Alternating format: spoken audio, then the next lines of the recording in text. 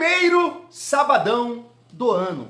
E aí você pode chegar e falar para o Thiagão: ô Thiagão, hoje é dia de tomar aquele suco amarelo, Vascão joga logo mais às 7h30, estreia na Copinha, fala comigo, Thiagão. Família, eu vou até te falar que eu tenho 3 latão ali na geladeira que sobrou do ano novo, mas eu tô precisando dar uma segurada, porque o suco amarelo, ele é complicado. O suco amarelo não é só o suco, é o que o suco te leva depois disso. Aí tu vem, né, com aquela vontade, tu não vai chegar em casa depois do suco amarelo e comer uma salada. Não come uma salada, tu não come, né, saudável. Tu come, tu busca a parada mais gordurosa que tem. Então o Thiagão tá ficando pançudo. Aí fica difícil, família vascaína. Mas hoje está pedindo. Hoje realmente está pedindo. O calor não está tão desagradável assim, vamos colocar dessa forma.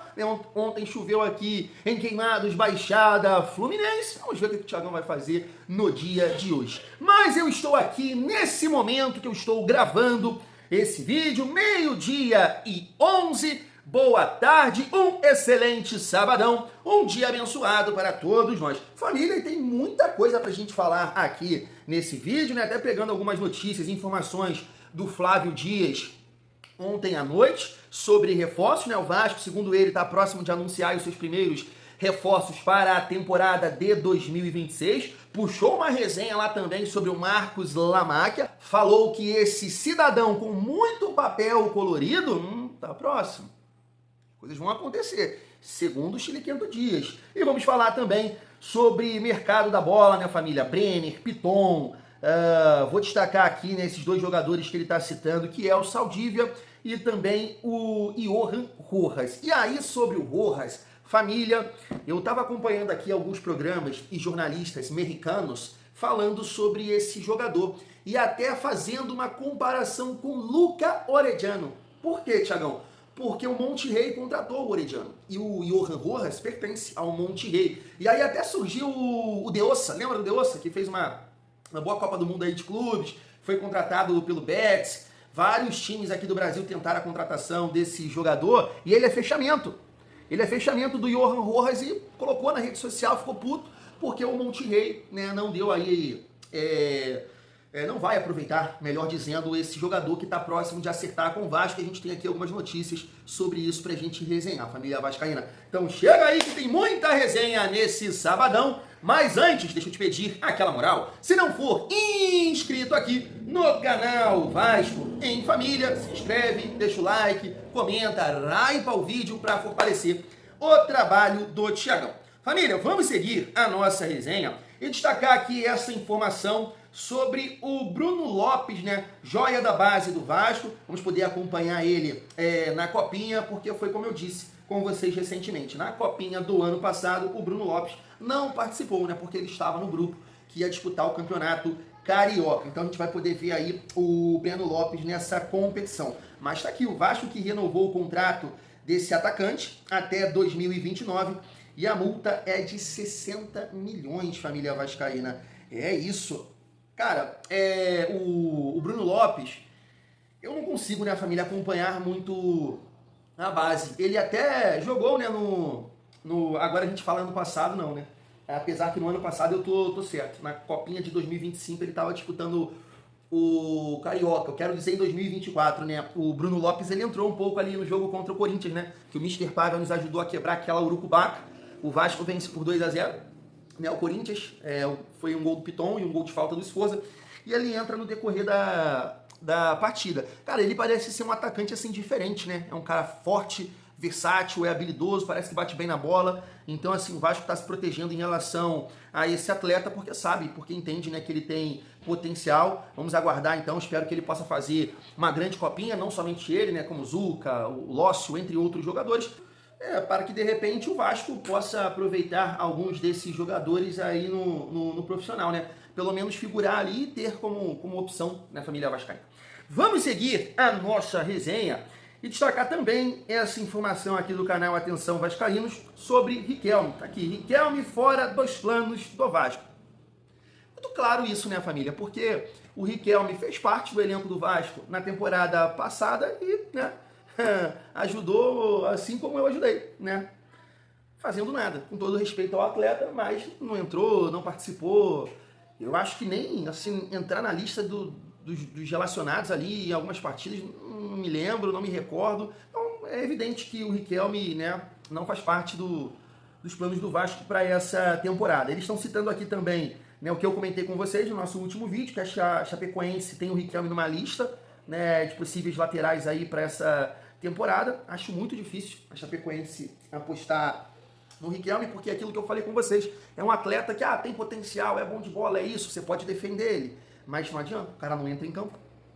Então, assim, eu acho que, de repente, um clube na Série B, de repente, ou uma situação fora do país, assim como aconteceu, por exemplo, com o Eric Marcos, né, e acabou ficando por lá, né, o Ludogorets, né, acertou a compra desse jogador. Vamos aguardar o que vai acontecer aqui com o Riquelme.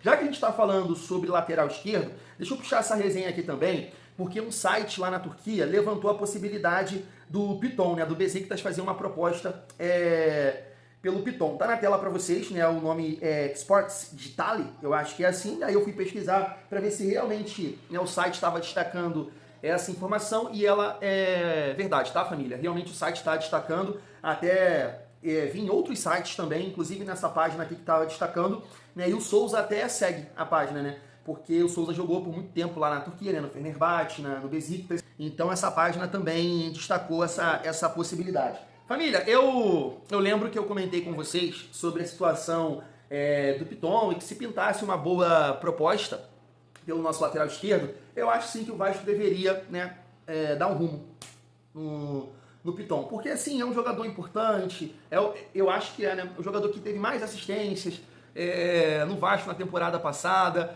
mas é um lateral também que irrita muito, né, de vez em quando, principalmente, perdão, na fase defensiva. Cara, tem alguns jogadores que estão, né, no atual elenco que, né, tem que ganhar, né, família, porque eu acho que já deu. Eu sei que, né, aquela teoria, ela existe, eu acho que em algumas situações ela funciona, né, que é você dar tempo ao tempo, né, você montar um elenco, segurar esse elenco, e aí encaixando as peças, reforço e tudo mais, até chegar no ponto desse time bater campeão. Isso acontece, né, em alguns lugares. Mas será, cara, que o torcedor tem paciência com o Python? Porque é um cara que entrega em vários momentos, mas, poxa, você está chegando ao ponto de quando o cara machuca, boa parte da torcida, poxa, acha legal, não a lesão, tá? Eu tô dizendo o Pumita assumir a titularidade pelo lado esquerdo. Isso não faz o menor sentido, sabe? Boa parte da torcida estava mais confiante com o Pumita improvisado, porque ele marca melhor do que o Python. Eu acho que assim, o Python era um cara que se pintasse uma proposta legal, né, interessante pro Vasco, financeiramente falando, cara, eu sou a favor da saída do Lucas Python, família vascaína. Quero saber a sua opinião. Mudando aqui de assunto agora, pra gente falar sobre o Marcos Lamáquia, e algumas páginas, né, eu não acompanho, mas algumas páginas estão destacando essa resenha aqui que o Flávio Dias teve no canal dele ontem, lá no canal Atenção Vascaínos, né? E tá aí, ó. Segundo essa postagem aqui, é uma pessoa do mercado financeiro que conversou com o Flávio Dias. Aspas. Teu time vai vir pesado no ano que vem, em 2026, tá? Só se comenta isso aqui em São Paulo. O Marcos Lamáquia já tá com tudo arrumado. A homologação da RJ foi a senha para que ele venha comprar a SAF do Vasco. Até março desse ano ele deve assinar com o clube. Virá um executivo grande para fazer a gestão do futebol do Vasco, pois o Marcos não é da bola. Tá aí. Família, eu sei, né? E eu falo isso com vocês, não tenho a pretensão nenhuma de ensinar um torcedor ou alguém a torcer, né? Cada um sente, sofre, fica alegre, né, suco amarelo, cada um com o seu cada um tem o seu jeito aí de torcer. Mas, cara, isso não mexe comigo, eu não fico, tô feliz, agora vai. Não, eu prefiro, né, viver o processo, entender o que vai acontecer, se de fato vai acontecer, porque quem tem boca fala o que quer, né, família? Então o cara pode falar isso pro Flávio Dias e de repente as coisas não acontecerem, a ECAP, né, segurar lá, tentar dificultar ou pedir um valor, sei lá, do que o Marcos está disposto a pagar, tudo isso pode, né, acontecer. A gente fala muito isso sobre o mercado da bola, reforços, né, muita gente fala fake news, mas de fato, né, acontece negociação e de repente não acontece e aparece um outro clube ou o jogador desiste e assim pode acontecer nessa negociação aqui em relação à SAF. Mas é aquilo que eu falo com vocês, um ponto que eu acho importante nisso e que eu destaco aqui sempre, né, pé no chão, sempre, né? A gente viu o que aconteceu, apesar de eu ter sido contra, né? Principalmente a gestão, da forma que o Vasco foi vendido, né? A chance de dar merda era muito grande pelas pessoas que participaram desse processo, e diferente, né, daquela ocasião, a gente tem o Pedrinho, né, à frente disso, e viu tudo, né, o que o Vasco passou com essa empresa, a forma que o Vasco foi vendido, sem responsabilidade nenhuma. Então eu acho que é um cara que trabalha de uma forma que, poxa, na cabeça dele, cara, eu não posso errar. Eu não posso errar. Essa torcida não vai aguentar mais um erro nesse sentido. Que eu quero dizer, vender o clube mais uma vez para uma galera que, pô, a gente tem que controlar as palavras para falar sobre essa galera. Então é isso que eu fico assim mais tranquilo nesse sentido. Agora, que vai acontecer, que vamos ganhar tudo, não, isso não, isso aí a gente não pode cair nesse papo. Mas eu espero que a ideia, né, seja acelerar o processo para o Vasco se tornar um clube mais competitivo, né? A família vascaína já vem competindo aí nos últimos anos, mas a gente quer ter elenco, opções, né, pra gente brigar no Campeonato Brasileiro. O Vasco precisa melhorar o seu retrospecto no Campeonato Brasileiro e ganhar um título, né? O Vascaíno precisa muito ganhar um título, e eu acho que as coisas estão acontecendo assim. É aquilo que eu falo, não no tempo que a gente quer, né, com velocidade e tal, mas é a Nike chegando, né, tá tentando acertar com o patrocinador master que tá melhorando, a estrutura melhorou, as coisas estão acontecendo pouco a pouco. Não é possível que o Papai do Céu uma hora vai falar, não, chegou a vez de vocês, tá? Vamos lá. Família, vamos seguir aqui a nossa resenha e destacar dois nomes aqui no comando de ataque. Primeiro é o Brenner, né? A gente tem aqui uma informação, me parece que é de um jornalista da UOL, falando que o Brenner sinalizou positivamente ao contato do Vasco, e agora o Vasco está trabalhando, está tratando com a Udinese a liberação desse jogador. Já falei aqui várias vezes sobre esse atleta, né, que performou muito bem com o Fernando Diniz, traz uma dinâmica diferente para o time do Vasco no comando de ataque. Eu não acho que ele é um ponta, eu acho que ele é um segundo atacante ou um falso 9, então é mais uma opção que o Vasco pode ter aí, né, diferente, com um perfil diferente para nos ajudar. Eu acho bom jogador, tá? Eu acho bom jogador. Nesse momento, eu não acho que vem para ser titular, mas acho um jogador para você ter no elenco, e com o Fernando Diniz, que ele teve um excelente momento, de repente pode vingar e nos ajudar bastante. E assim, família, a gente tem que trabalhar com opções também, até pensando no futuro, né? Porque o Ryan, né, pode sair nessa temporada. Não quero dizer que o Brenner pode substituir o Ryan, não é isso. Mas você tem que ter ali opções, né? Tem que ter opções, porque é bem provável que o Ryan saia ainda nessa temporada, né, família? E agora há pouco, o Felipe Sil, né, jornalista da ESPN, veio com essa informação aqui do atacante Aboubakar, família, que foi oferecido ao Vasco. Tá aqui, o clube analisa a situação e dará uma resposta se vai avançar ou não em uma possível negociação. O atleta tem interesse em uma transferência para o futebol brasileiro. Família, ele tá num mercado que não é nada competitivo, né? Cara, eu esqueci o Azerbaijão, alguma coisa assim, né? Uma liga, nada a ver. Mas não é a primeira vez que esse jogador ele é cogitado ou é oferecido para clubes brasileiros, né? Eu já vi ele sendo oferecido aí para outros clubes. Ele tem 33 anos, cara, não tem condição nenhuma de falar do Aboubakar. A imagem mostra para vocês, né, que ele fez um gol na última Copa do Mundo no Brasil, na vitória do Camarões sobre o Brasil, mas a família é difícil, né? Eu sei assim que tem nomes como, por exemplo, o Bolasie, quando o Criciúma contratou, olha que loucura, e o cara jogou até bem, foi pro Cruzeiro, não rendeu. É um nome assim bem diferente, né? Podemos dizer assim, mas depende muito da situação do financeiro, que o jogador vai pedir, adaptação, né? Sabe? Não sei se o Vasco, né, tem que passar por esse processo aí. Fisicamente não sei como o jogador tá, sei que ele tem 33 anos, mas eu acho que o Vasco não vai pra frente em relação a esse jogador não, família. E a gente chega aqui agora na reta final do nosso vídeo para destacar essa informação aqui do Flávio Dias, do canal Atenção Vascaínos, em relação a dois jogadores, né? O primeiro é o Alan Saldívia, tá na tela para vocês, ó. O Vasco está muito perto de anunciar as contratações de Johan Rojas e Alan Saldívia.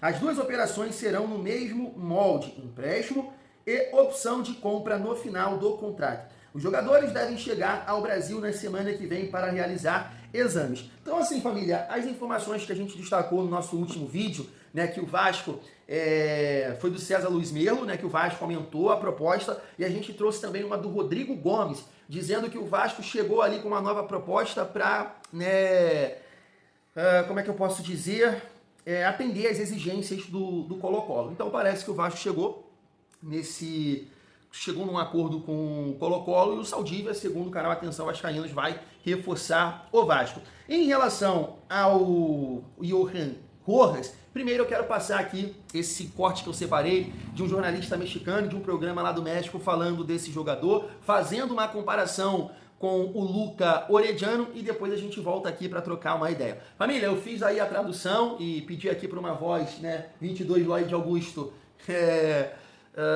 coloquei a voz aí, né, fica meio diferente, mas dá pra gente entender legal. Se liga só. Orelhano no mínimo 5 vezes mais do que o Johan Rojas.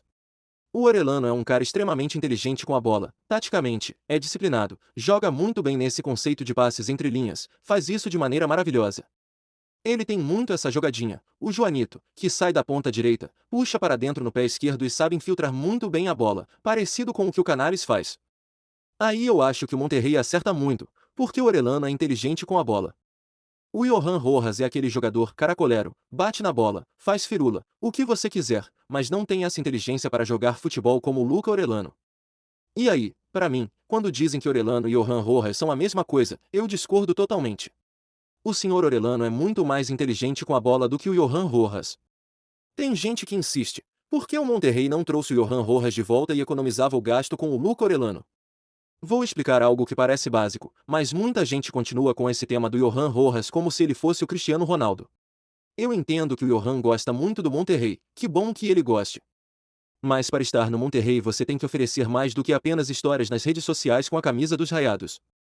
O Johan não é ruim, mas não é extraordinário. Não é um jogador que, no semestre passado com o Necaxa, destruiu. Não é um jogador que se consolidou no futebol mexicano. Então, por que ir atrás dele de novo? Em termos de características, que é algo básico, o Monterrey foi atrás do Orelhano porque ele joga com o perfil invertido, pela direita sendo canhoto. O Johan Rojas é destro. As características não batem com o que o treinador quer. Você, como dirigente, tem que montar um elenco que agrade ao treinador. Se ele quer um canhoto para jogar pela direita, então você busca esse canhoto, não traz um cara de perna direita que não pode jogar pela direita com perfil invertido. Acho que o tema está muito claro. O Orelhano é polivalente, o Johan não é. O Orelhano, numa emergência, pode até jogar como ala. É um jogador que se adapta a mais funções do jogo do que o Johan Rojas. A gente chora pelo Johan como se ele fosse o Cristiano. Eu acho que o Monterrey faz o correto ao ir atrás do Orelhano, desculpem-me. Eu adoraria ter um amigo como Nelson Deusa, adoraria mesmo, aquele amigo que, por pior que você jogue, te aplaude em tudo e reforça a ideia de que você faz tudo muito bem, que está acima de todos e que os outros estão errados por te criticarem. Eu queria um amigo como Nelson Deusa, porque ele posta uma história dando a entender que o Monterrey erra ao não considerar o senhor Johan Rojas. E acontece que o Johan Rojas, o incompreendido Rojas, segundo o que diz o Nelson Deusa, e que certamente o Johan concorda com essa análise, no Necaxa, no torneio passado, fez um semestre de 610 minutos. Nem sequer se consolidou como titular absoluto, fez um gol e 0 assistências. Do que o Monterrey está abrindo mão? De quê? Que bom que o Deusa diga que no time dele ele sempre jogaria.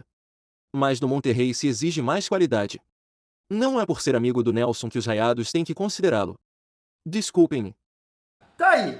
Antes da gente comentar um pouco sobre isso, deixa eu puxar essa resenha aqui do Léo, do canal Na Torcida Vascaínos, dizendo que o Atlético Paranaense, né, tá tentando atravessar essa negociação. Mas aí a gente tem aqui também uma apuração que é do Vinícius Furlan, que tem o canal, né, que participa do Tetris, né, e também do canal 3 Pontos, dizendo que não existe nada entre Atlético Paranaense e Johan Rojas no momento, mas, né, que alguma coisa que no mundo do futebol tudo pode acontecer, de repente pode até, né, o Atlético Paranaense decidir entrar na negociação, mas nesse momento não tem nada. E faz parte disso, né, família? Cada um com a sua apuração e tudo mais, mas, né, parece, né, segundo o canal Atenção Vascaínos, que o jogador está próximo do Vasco, está acertando e já está chegando aí nos próximos dias no Rio de Janeiro. Agora, falando sobre o jogador e ouvindo tudo isso aí, família, deixa eu mostrar para vocês aqui essa postagem do Deossa, né? Me parece que é parceiro aí do Johan Rojas, né? E triste, chateado e até reclamando ali, né, do Monterrey não aproveitar o jogador nessa temporada. O jogador tá acertando com o Vasco, né?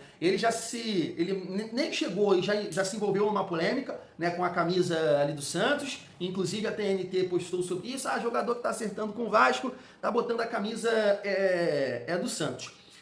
E assim, família, isso me preocupa um pouco, Mas na verdade, né, cara, é confiar no trabalho do Admar, né, que tá à frente, eu entendo, dessas indicações, dessa indicação, porque ele acertou, né, no Andrés Gomes, e o Diniz já contou a história e tudo mais. Então, assim, de repente é o jornalista ali, o programa que tem alguma coisa com o Rojas, um ranço, não gosta do cara.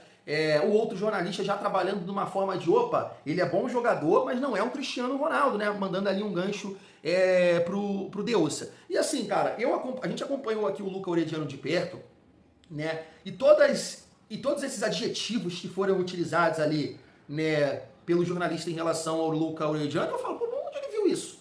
A realidade é essa. Porque o Luca Orediano, claro, tem técnica, tem talento, mas ele não é isso tudo, não. Não é isso tudo. E com todo respeito, ele sai do Vasco pro Cincinnati, até assim, quando a gente ficou sabendo de alguma coisa dele, é que ele estava jogando de ala pelo lado esquerdo, né, não estava jogando na dele, e agora vai pro futebol mexicano, que também não é tão lá essas coisas assim. Então, a que ponto o Luca Orediano é isso tudo aí que ele tá falando? Não é, família. Não é. Né? É um jogador que a gente esperava alguma coisa em 23 e não fez nada, né? Fez o gol lá contra, né, o Cuiabá, né? Ajudou.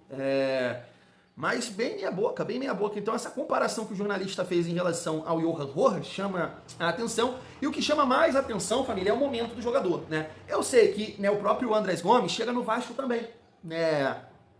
Nessa situação de não estar atuando. Na verdade não, né? Ele mal jogou, na verdade, né, lá no Rennes da França. Não é o caso do Johan Rojas, que estava à disposição, fazia parte dos planos do clube, não conseguiu ser titular absoluto, como ele disse aí, 600 e poucos minutos, um gol, nenhuma assistência.